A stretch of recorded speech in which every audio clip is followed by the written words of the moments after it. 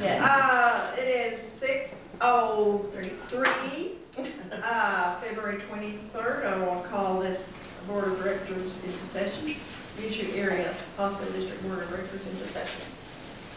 Okay. Oh, we need a prayer before we start.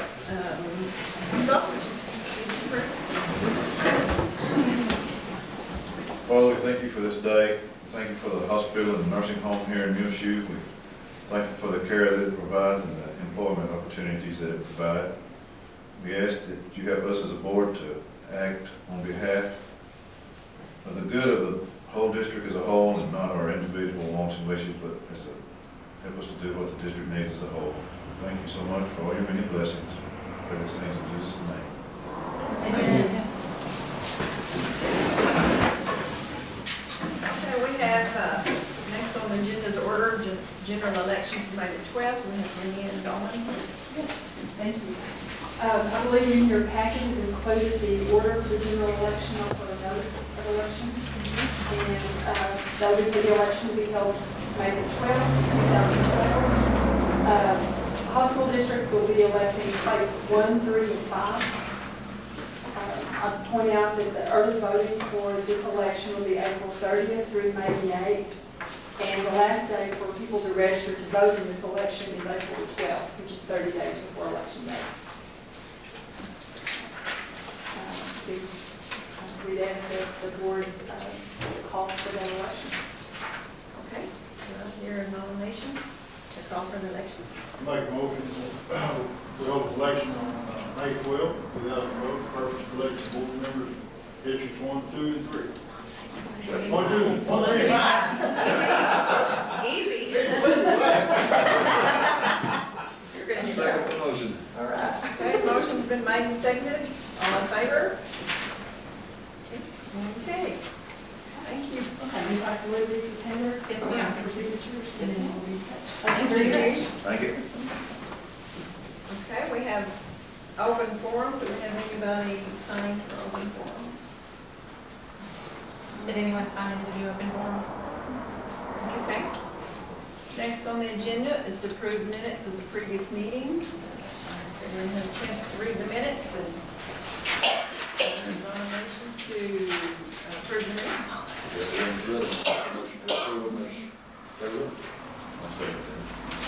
Okay, motion been made and seconded. All in favor? All right. Okay, approval of proposed equipment list for purchase with grant funding. Who's in charge of telling us that? I'll take that. Page 22. What you have before you is a list that was compiled by all the department heads. We had at least a meeting and some meetings to discuss what the needs of the hospital were. And this is what came up from each department. Now, a little bit of history so everybody will be on the same page. This $235,000 is attributed to the grant that was associated with the building of the rural health clinic or extension of the rural health clinic across the street. That was supposed to be in place and finalized by December 2011.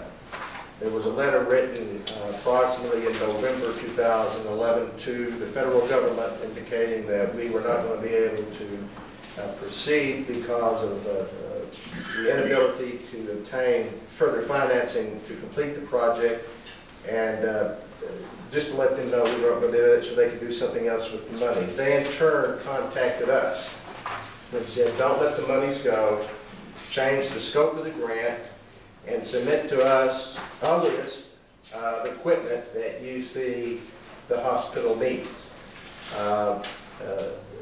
Luana Renfro, who kind of is handling our grant process in several different areas, then took that on herself and she submitted this information. They then approved the change in scope and the purchase of equipment. After they approved the purchase of equipment, we had to go through, if you remember the last board meeting, you were asked to sign some banking information. There was a holdup in that they didn't recognize the name to be the Muleshoe Area Hospital District versus Muleshoe Medical Center. We got that straightened out. They sent us the approval and said that we were ready and set up to draw down monies. And we then did a test run because we wanted to make sure. They require you to spend the money as soon as you draw it down. In other words, we can't draw $235,000 down and not use it for the purpose. We did a test run. It was successful. We then decided, because everything was in place, to bring this list before you. It is grant money, and by due process, grant monies do not necessarily have to go by the bidding process, but we did do that, and that's why I've asked Bobby to be here. He has actually gathered some bids, and you may have some questions for him for the higher priced equipment. Now, the lower priced equipment, we spec'd out by just due diligence in trying to find the least cost and the best price. But the $76,000, we actually have a few bids, and because it is a package for the nursing staff, we were bringing before you the ability to choose not necessarily the lowest price, but that which fits our needs, and that's the price of $76,000. Now, the federal government approved that, and we are tied to this list for the most part. Now, they may have a variance of 5% or 10% if we find something else that we need, but we cannot take that money and apply it anywhere. We can't buy anything else unless they approve it first, is really the way that works. So there's a couple of items on there, as you can see, that are the $76,000 is really the only thing, which is the telemetry for the nursing, that is over the price of what you call a bidding process. The rest of those fall within that range. The other item, which still is the next highest, is the radiology. You can see the 22.5, which I have that spec that we have for 22.5 actually comes from the upgrade, but the equipment we already have. We have fallen several years behind in our upgrades, and this is what it's going to take to get it back up to speed. Right. Is that correct? Yeah, Bobby, you have anything you want to say about actually either one of those? Well, we just, for the telemetry, we went out, we actually got 4 bids. In the fourth one, I can't even remember, we got from the 3 major players was Philips, Mindray, and a company called Fukuda. And they all came in, did presentations for the IT department, for us to see what the back end would be as far as management, getting it hooked into our system, how that worked, all support, contracts, blah, blah, blah, as far as that goes. Then Cody and he had 2 or 3 nurses come in. They showed them the process, how it would work, the different modules. Each one kind of has a different capability. The one that we've chosen has a centralized unit that feeds all the other units. Anything you see on one is shown on another one. You can access any room from any other room. It's got portable units. And so it was, when we set out the bids, Philips came in. We have Philips, we've had this Philips unit for 107 years, however long it's been here. And they went out for bid. They came in the most expensive at over $100,000. Then Fukuda came in at $96,000. And this, like I said, and the Mindray came in, they came in at $69,000 or $67,000, whatever it was. But when you look on paper, there's a little difference because in an email I've got from Mindray, well, in order for us to work with HealthNet, there's going to be a $5,500 charge for an interface and a $17,000 charge to map this. So there's 67 or 68, comes out to about 80. And so I went back to Fukuda and I said, fellas, I want you to do something for me. So you got to help us out. And I can't go to my board with a $25,000 difference and say, we need this. And I was hoping for a $5,000 or $6,000 bump. When he came back, he cut $18,000 off of it. So that came in with what we got with Fukuda. And Cody really believes that's going to be the best unit that we can get for the money. And I was really impressed with the way it looks into our system, the way it works. And I think the maintenance of it will be a lot better than anything else that we could have gotten. And then the PAC system, or the radiology system, what has happened there is like they have not upgraded that system for, I think, about 7 or 8 years. There's something like 43 versions behind. So, and the problem we've got is, what we've got works fine. We can send the stuff to Amarillo and we can get the images back. But with the system we've got, we cannot integrate it into HealthNet. We can't associate it with patient records. So that's all being done by hand, handled by hand, refiled, records pulled.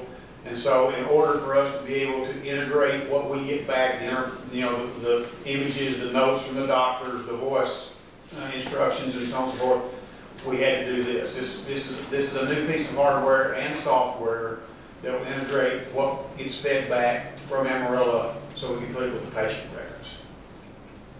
And so, and this is one of these things, I mean, there was no choice. If it's going to work, we had to do this.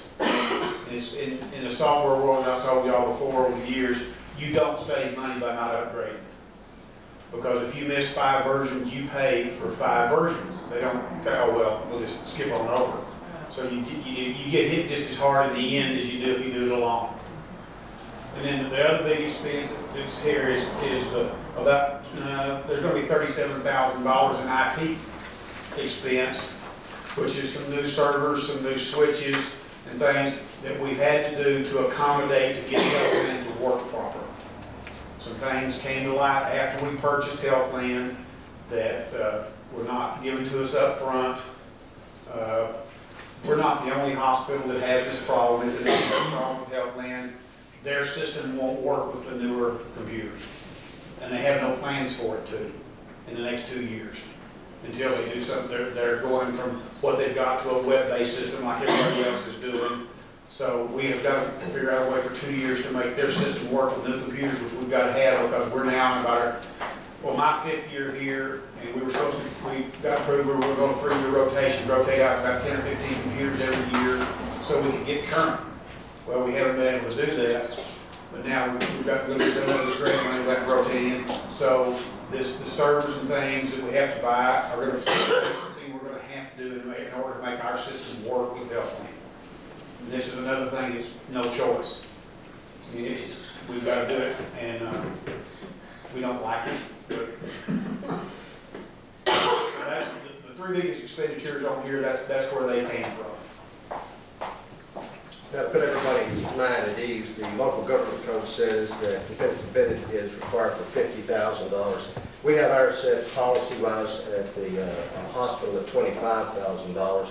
And also the law says that the expenditure derived from an appropriation loan or grant received from the federal and state government does not necessarily apply to the competitive bid process, though we felt that due diligence to at least get some prices out to see if we were getting the best buy.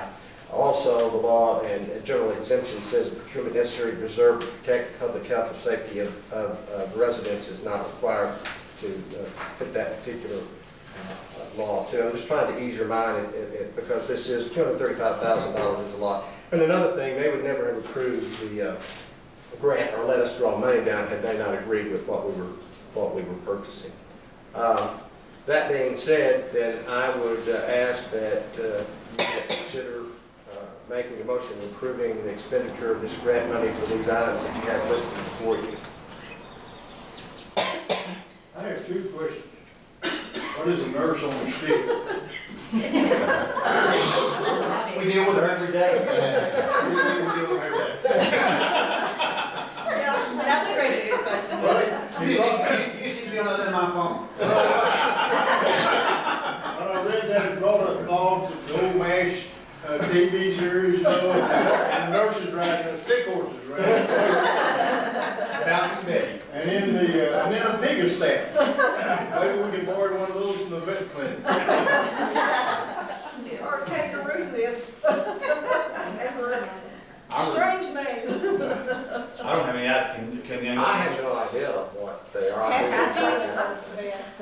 Well, the nurse on the stick is just something that enables the nurses and the certified nurse aides to take a small unit on wheels to the patient's room to do blood pressures, temperatures, oxygen saturation, and those sorts of things. And I'm not real sure what the other one is. Pigastat is, that's for the radiology department. I'm not sure I can tell you exactly what that is, Bill. I wish I could. I'm trying to see exactly what they told me. I believe it's a cassette system, but I'm not 100% sure. You think They have assured me that they absolutely need this. It probably Yes. stands for something, I'm sure. But if Chris Miller says we need it, we need it. We need it, yeah. I can tell you, the list that came back had a whole lot more, it was much more than $235,000. That's a wish list to go on. Too bad. Well, I guess each department got to put something in there, right? We tried our best to get every department in Okay, there. that's, okay, do I hear a I nomination? make a motion, we accept the proposed equipment list, so we can purchases. I'll second that. Thank you. Motion has been made and seconded. All in favor? Okay. Internal agency operations info out. I put that there and received a letter from Bill for some things he wanted on the agenda, so I went to the attorney, and here's his response. We remain of the opinion that all of these matters are operational and within the jurisdiction of the CEO. These are not matters of policy that rise to the level of board action or a board vote.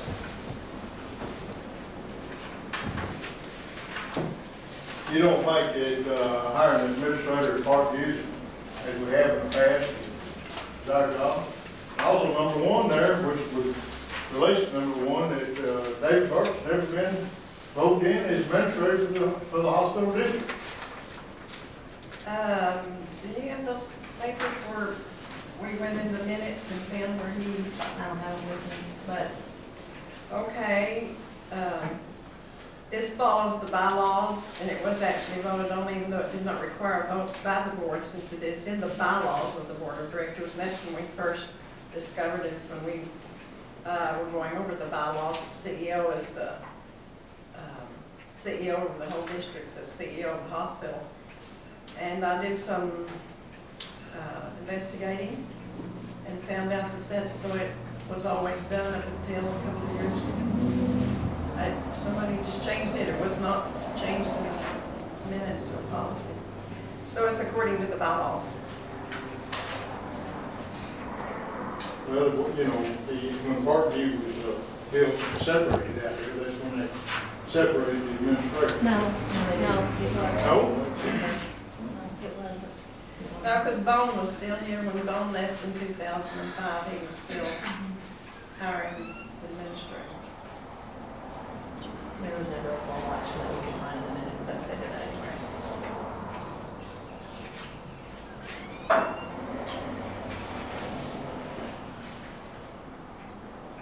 So you're not going to accept any of these items?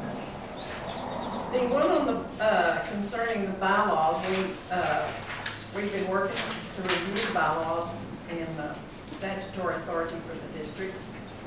And the lawyer agrees that they need to be looked at, and you know, that's what we're doing because of some of the conflict in the last few months. We've sort of tabled it, but we can put on the agenda next month to elect another committee to go in there, begin to review, make suggestions, because the attorney will follow our suggestions or go over our suggestions before we can vote. We have to have, we have to go in and do some looking and evaluating it ourselves before we present it to the attorney. So on next month's agenda, we can put that on the agenda to get a committee to begin to do that again, get started back on it.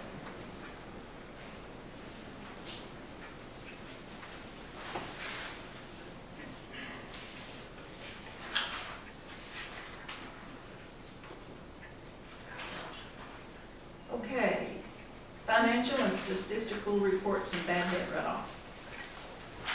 Okay, on page 25, where it says accounts payable for Parkview in December and January, the second line, it should be just $223,621.39. I didn't erase all the last little items. Sorry about that. Excuse me. Page 26 are cash balance for both entities, total up to $692,000. Hospital debt is $566,000, and Parkview is $126,000. On page 29, accounts receivable For the hospital itself, decreased slightly by 25,000, and accounts payable remained more constant, it's up just a little bit. Page 33 to 36 are the checks that were written for the hospital, totaling up to $510,000 for this month of January. Page 44 is the profit and loss for the hospital. Excuse me. Page 56 is net accounts receivable for the Parkview have increased slightly by $6,000. Accounts payable is up by $40,000. And then the checks that were written for this month on page 60 and 61 shall be $109,000. And all the information in between showing the cash flow for the current months, October through January at this point. Any questions, anybody else?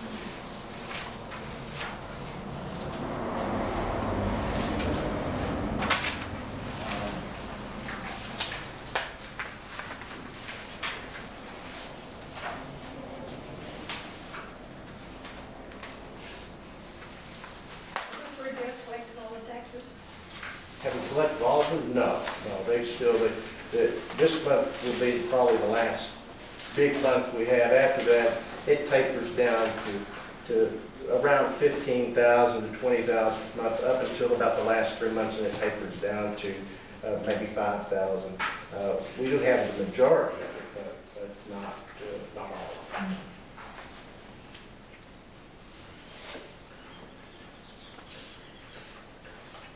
Okay.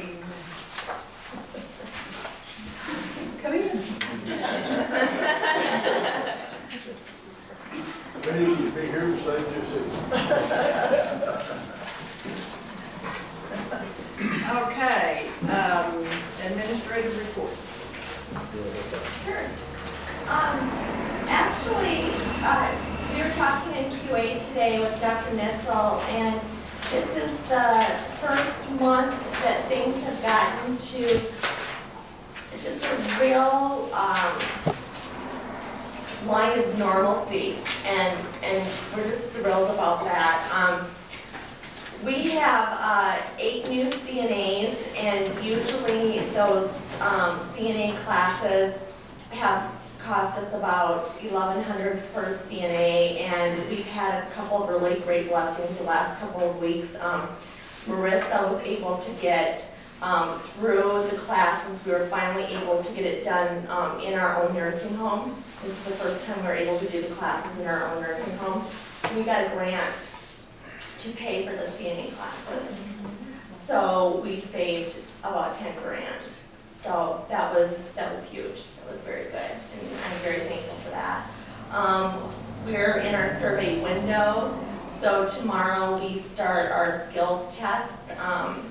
We have some, well, I don't want to call them this, but they are dummy dolls that Cody's letting us borrow. And we are serving pizza to our students, and we're going to be eating pizza and letting them do skills on the dolls. Peri cares, how to treat them, and we're going to be going over and over it until everybody gets everything right before survey comes. So that's what we are starting to do tomorrow. I've been going through all the contract books. We were missing a lot of contracts for like the medical director, our water contract. I did get a water contract with United. They were really nice to offer us one. If something should happen, a disaster, God forbid, they will give us 2 gallons per day per resident, so we can count on them to do that. We were having a lot of trouble with paying a lot of mileage for rebound therapy. We owed $1,100 for 1 month for a speech therapist and mileage, and she only lived in Clovis, and that was $1,100 for 1 month. So I renegotiated that contract last week, and we were able to do $10 a trip. So that, yay. So David and I were able to talk to them and renegotiate that, so very grateful for that. So So we're able to save some money. We're waiting on survey. We've got Cassie, we've got Marissa. I've got a great group of people there, and I'm just very thankful for the people that I work with. So things are going good. And there you go. That's my administrative report. Thank you. All right, I want to take a few minutes, kind of a little bit ahead of time. First of all, I want you to know next month, the auditors, at this point in time, they have not changed it, the auditors will be here to present the audit next month. So you might mark that on the calendar to be here for the audit presentation. I want to kind of go over some things since we're all starting off on a new foot here, and kind of walk you through some things, not to make it convoluted and confusing, but bear with me as we try to do this. On page 9, which actually is a recap of what happened at the last board meeting, rather than me say it again, I want to just call it to your attention that under Muleshoe Area Medical Center, number 3, we start off with saying the revenue is short due to government cuts. Now, that still stands as does number 4 and number 5. I just don't want to be redundant, but I do want to push the fact that the disproportionate share, we have not received any money this year whatsoever from a disproportionate share. Highly unusual. Our UPL program, upper payment limit, these are programs that we entered into and have been in for years and have received money. As of this moment, we have not received 1 penny. The government is haggling over every single issue that has to do with the payment of Medicare and Medicaid money. That being said, got a special bulletin today, and it specifically addresses Muleshoe Area Medical Center. And why I read this, because I just have one copy of this, just pass these out to the board members. And y'all take one. That actually has to do with President Obama's budget that he has submitted and what it does to the hospitals. Not just us, but the hospitals in general. What actually has taken place, and the Senate and the House have passed this bill this week. They're going to lower reimbursement of the Medicare bad debt. At this present time, we get approximately 100% because we're a critical access hospital. They're going to lower that to 65%. They're extending the outpatient therapy caps. Now, there's caps. In other words, they're only going to pay so much. So even if the prices of things go up, they're going to cap that, and still they're going to keep those caps in place. That could be bad. That could be good. And they also address this dish payment, and their answer to that, we could not model the dish reductions which will take effect. Therefore, we will not give you any type of indication of what this is going to look like in the future. Now that was a special bulletin that came out today. The President budget cuts Medicare and Medicaid over a futuristic period. It's not just this year, it's probably a 10-year process that we're looking at. Now, I wanted to call your attention not only to what we talked about at the last board meeting, but I also wanted to point out that these things are happening as we speak. Now, if you would bear with me as we flip through some pages, I want to, I have my red pad here. Start page 43. Now, I don't mean this, I want to go over this so that we're all on the same page, and we can understand how we can look at this, and we may even do some refining ourselves so it's a little bit clearer. I don't know if we can get that done before next board meeting, but we're going to certainly try. What we have and what you're looking at is the profit and loss statement for the hospital. Hospital alone. That's it. What you have is a current period and the year to date. In the very first column, outside of, forget about the column, the descriptions, because that's what they are, but the column where the numbers start. What you have in the first column is what we budgeted for revenue and expense, then, I'm sorry, that's the current year. The first column is actually what has happened. What's in the second column is the budget. It says that at the top. That's what we budgeted for this current period.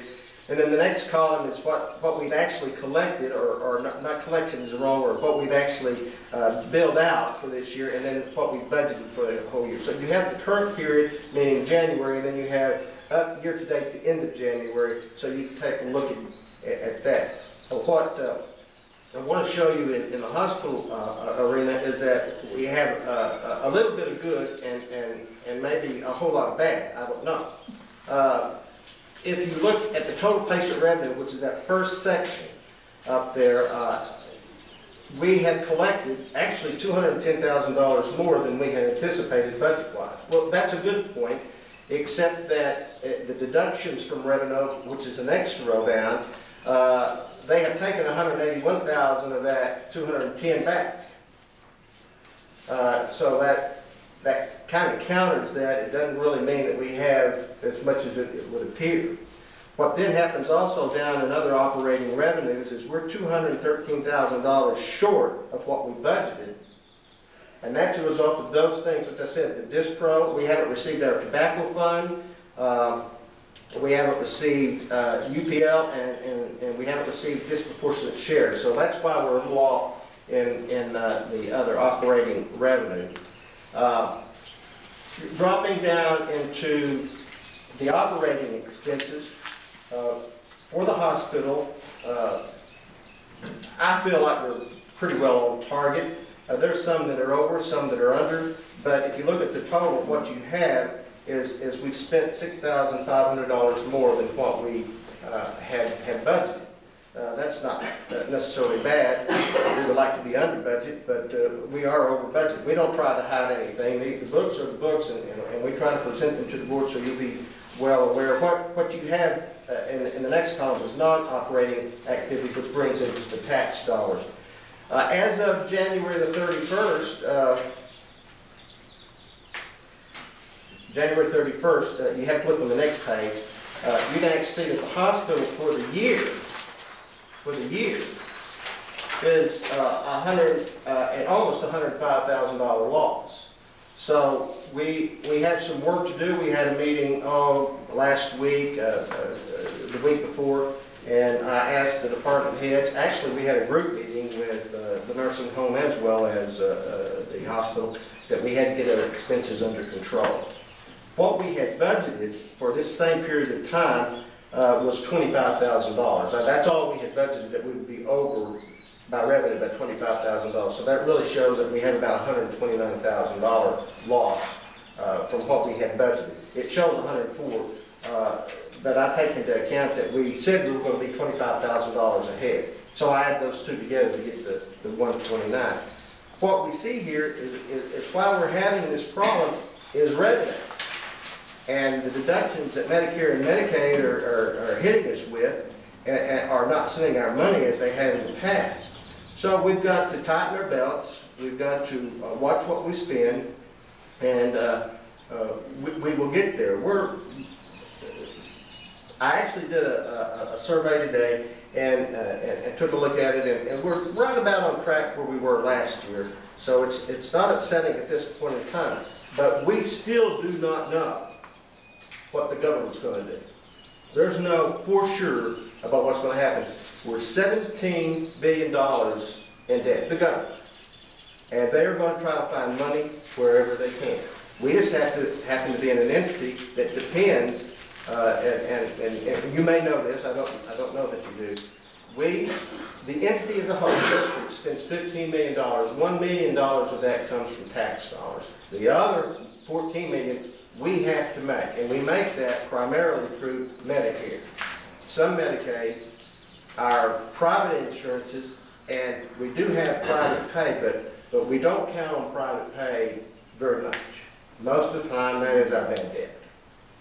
So we depend on Medicare and Medicaid to make our budgets work and our entities work.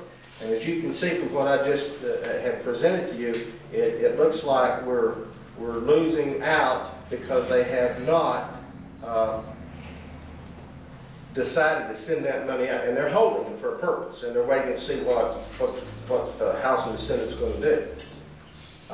Hopefully they'll decide that pretty quick. They were supposed to release it in February, but they only have a few days left before it's March. So we'll just have to wait and see how that turns out. Now I want to look at the same thing. Let me find the right red tab. Vicki says it's page 62. I'm going to believe her. Yes. Page 62. The same thing applies here. This is the profit and loss for the nursing home. What you have is the current period, what's happening as of January 31st, the budget, then year to date, and the budget for year to date. Once again, I want to start at the top and look at your total revenue.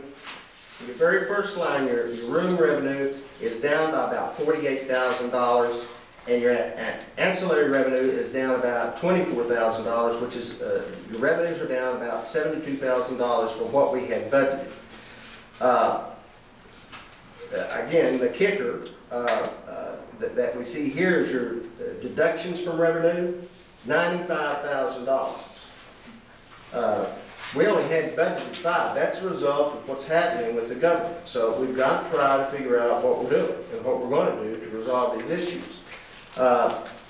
What that equates to, if you drop down into the other revenue, which is really not bad as far as the nursing home goes, there's about $8,000 surplus there than what we thought we had. We're going to have at this time, and that's not bad whatsoever. But what it equates to, if you take the total operating revenues, is we're down $153,000 in revenue from what we had projected. And $90,000 of that is the deductions in revenue, and that comes from the reports that the deductions in revenue, we have the same thing at the hospital come in when they either take back money and or say this doesn't qualify and they don't pay us. So what we bill out and what you see as far as revenue does not necessarily mean that's what we're going to get in. Because Leila Ann constantly here at the hospital has to enter adjustments for those contracts with the insurances as well as Medicare and Medicaid as to what's not going to be received. In the past week, we have received notice that they're taking $10,000 back from 2007 and 8 at the hospital. $10,000, we need every cent. It's not all that much, and thank goodness that's all it is. At the same time, not to be redundant, if you remember last time I told you that we're in the midst right now paying back $15,000 a month, and we probably have about 9 more months of that left to pay back some monies from expenses that were turned in on a cost report that Covenant forgave us of. And so what they did in the cost report, and you may not understand how that works. At the end of the year after the auditors then take and formulate a cost report which is submitted to Medicare and Medicaid. And to be honest with you, that's a whole lot like your taxes. What you want at the end of the year is they don't owe you any money and you don't owe them any money. That's your ultimate goal. And that's why you have these adjustments and that's what they're formulated to do. What happened to us is that they paid us some money back in those years, and now we said, well, we didn't claim those as the expenses. That expense was forgiven, and they said, well, you don't get that money. So they want half of it back. 282, they wanted about 140, it ended up being about $170,000 that they wanted back. And that's what we're paying back right now, because they gave us that money back in those years.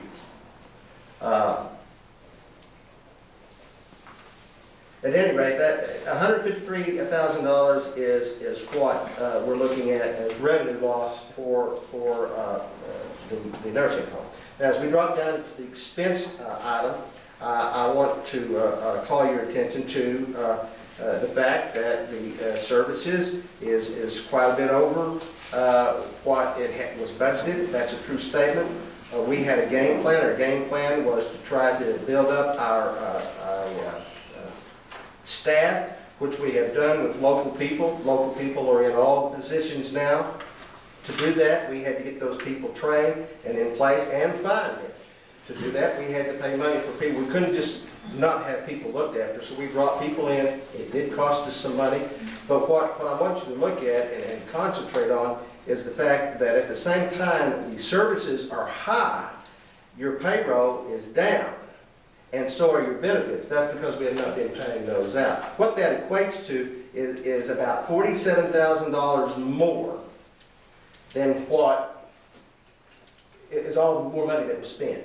You understand what I'm saying? In other words, if you take what we saved in salaries and benefits and say what we spent in services, if you take those and actually subtract them, then what you get is $47,000 more expense than what it would have been had we been paying out those salaries. And that's based on the budget. Now, if you go all the way down to total operating expenses, you can actually see that we're about, on the expense side, we're about $39,000 more than what we had budgeted. So we're off about $39,000.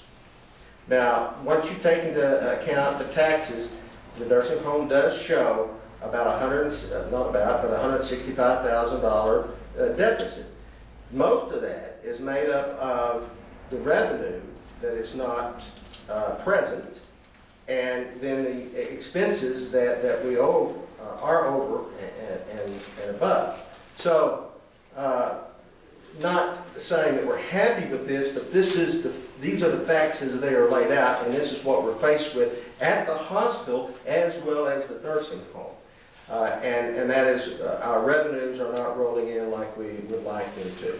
And we've got to try to control our expenses. That's what the meeting was about with the complete staff and nursing home and the hospital. Cut expenses and try not to spend any money that does not absolutely have to be met.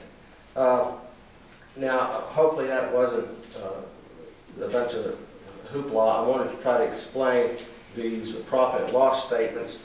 You realize the profit and loss statements are based upon revenues that are booked and expenses that are booked, and that does not mean collections. Collections are a different story in itself, and that's where you get your accounts receivable.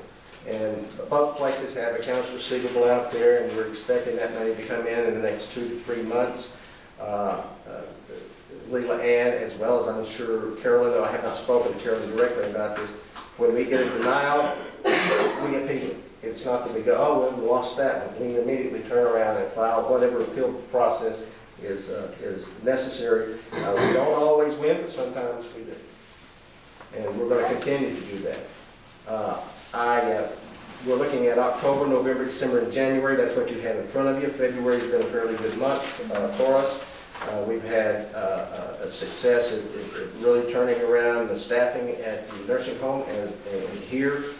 We've been very successful in cutting our expenses and making sure that we have as many people and run as many tests as we can, taking care of people.